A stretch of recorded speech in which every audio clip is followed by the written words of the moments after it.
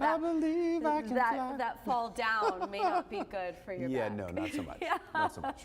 Yeah, but that is something you can't control. But right now, kiteboarders, surfers, everyone keeping an eye on the wind and wave forecasts, especially if you are within some of those sports Brandon is highlighting throughout the summer. So such a fabulous little segment that we have for you there. Such cool wind-related sports here in the Coastal Bend. I'm always fascinated by all of them.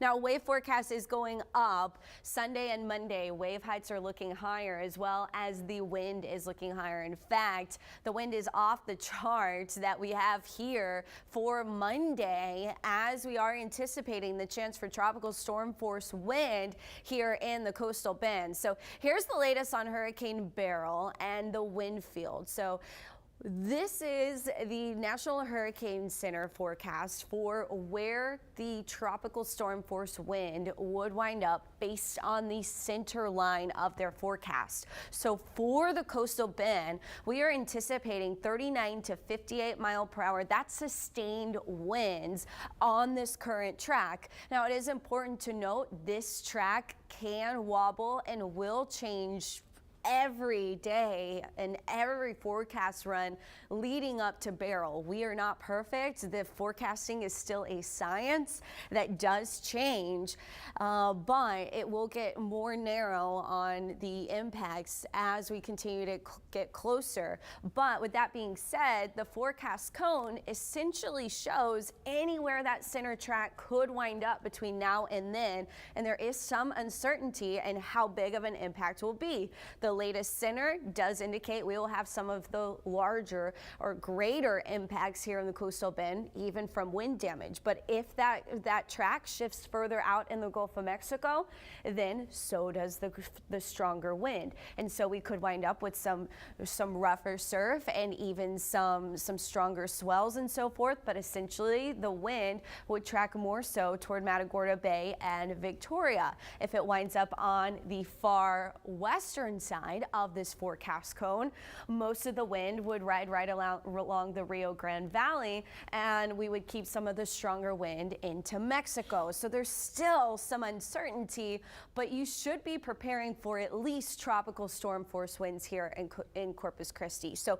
based on this forecast, we are looking at 30 to 50 mile per hour sustained winds in the Coastal Bend, 50 to 60 mile per hour gusts, or 60 mile per hour gust for most of the Coastal Bend.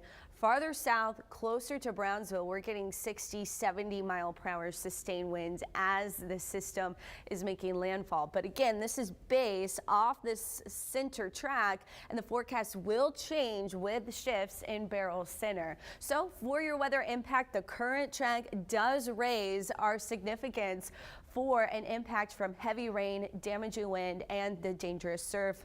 Of course, tornadoes are possible as well, but at this point, the Storm Prediction Center still just has us at a marginal risk for the severe weather from Beryl.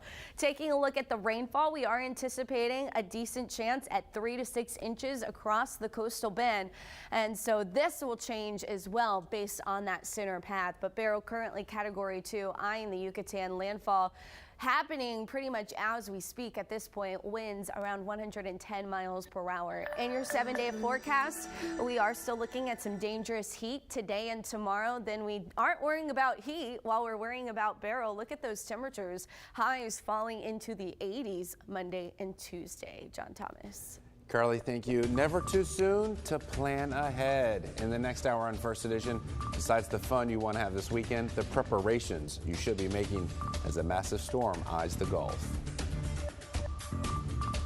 Coming up on Domingo Live. In Raytown, Texas this Sunday, taking a trip down memory lane with Chicano rock and roll pioneer Henry Lee Parrilla.